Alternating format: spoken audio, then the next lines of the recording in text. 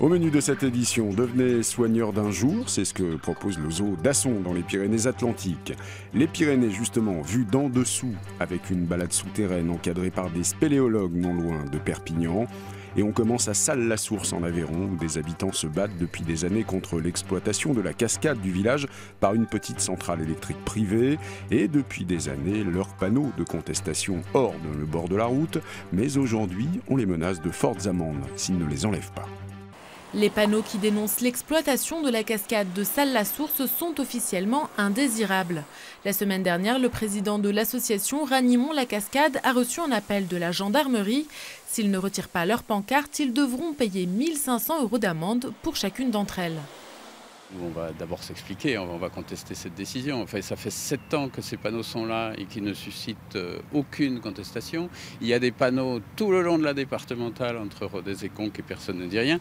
Un énième rebondissement dans ce feuilleton qui dure depuis des années. Il y a 85 ans, une centrale électrique s'installait ici pour exploiter illégalement l'eau de la cascade. Une présence contestée par l'association de Bernard Gauvin qui a fait appel à la justice, mais en vain. En juin dernier, après de nouveaux affichages aux messages plus politiques, le propriétaire de la centrale portait plainte contre X pour diffamation. Bernard Gauvin avait alors été entendu par la gendarmerie qui lui indiquait que ces panneaux étaient hors la loi. Nous maintenons, c'est une décision politique, c'est pas le code de la route est un prétexte, c'est pas ces panneaux qui troublent la sécurité du conducteur. Pour l'heure, l'association ne souhaite pas retirer ces panneaux et compte poursuivre son combat pour la préservation de la cascade. C'est un métier passion qui fait rêver de nombreux ados, soigneurs animaliers. Au zoo d'Asson dans les Pyrénées-Atlantiques, on peut devenir soigneur le temps d'une journée. Une occasion unique de se faire une idée sur le métier et de découvrir les coulisses d'un parc animalier.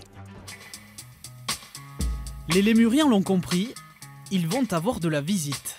Les bananes, vous allez les donner vraiment qu'à ceux-là, les quereillers, donc les makikata. C'est l'heure de la gamelle, mais cette fois-ci Thomas, l'un des soigneurs du zoo d'Asson, ne vient pas seul. Guillaume, 12 ans, et Mathilde, 27 ans, l'accompagnent. Ce sont les soigneurs d'un jour et ont pour mission de nourrir correctement cette espèce emblématique de Madagascar. Le contact se fait facilement, on va éviter de les caresser bien sûr, ça peut être des animaux on va dire qui peuvent devenir agressifs, prendre ça pour une agression, une caresse. On met des gants pour éviter aussi toute contamination humaine à animal et inversement. Après les lémuriens, les zèbres. Un animal qu'il ne faudra pas approcher de trop près. Néanmoins, Mathilde et Guillaume sont mis à contribution pour préparer leur enclos. Soigneur d'un jour, donc c'est normal qu'on travaille. On voit ce qu'on normalement ne voit pas en tant que visiteur. Rencontre avec les adorables écureuils rayés ou encore les petits pandas trop mignons.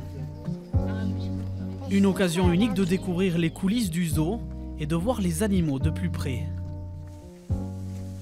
On leur donne l'occasion d'entrer dans la peau d'un soigneur animalier, très à la mode actuellement avec l'ensemble des séries télévisées qu'on peut voir un peu sur toutes les chaînes. Et donc ça fait rêver beaucoup d'adolescents mais aussi beaucoup d'adultes. C'est vraiment un rapport très privilégié avec l'équipe et avec les animaux. Cette expérience a un prix, comptez 70 € pour passer la matinée au contact des animaux. Et notamment Raja, magnifique tigre blanc de 200 kg, à admirer de loin.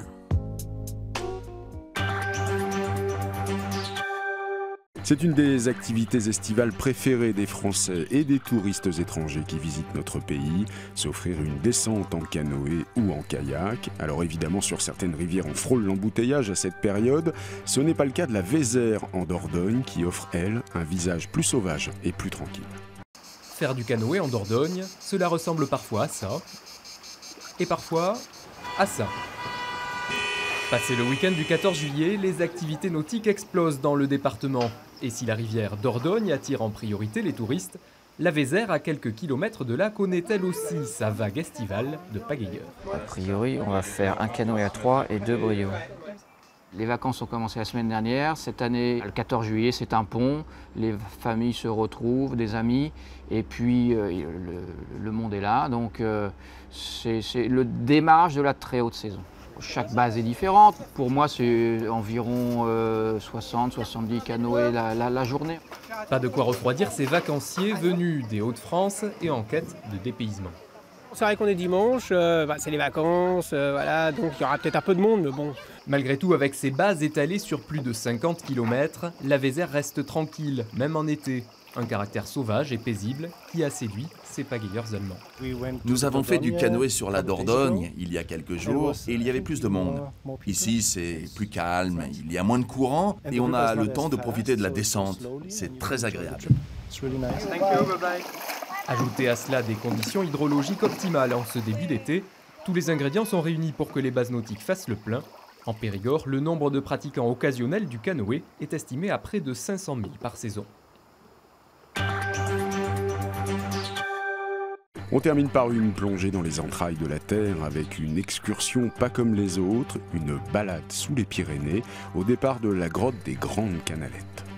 Nous on va faire quoi là? C'est l'heure du briefing avant la découverte de l'envers du décor pour ce groupe d'amateurs de spéléo. Attraction touristique depuis les années 80, la grotte des Grandes Canalettes, tout près de Villefranche-de-Conflans, est un monde merveilleux, ouvert au public et aménagé sur 500 mètres. Il reste 26 km à parcourir. Donc là, on finit la partie aménagère.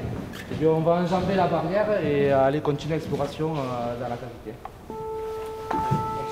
Avec une température constante de 15 degrés, cette randonnée sous les Pyrénées est un voyage dans le temps de 400 millions d'années. Là, on se trouve dans la galerie des macarons.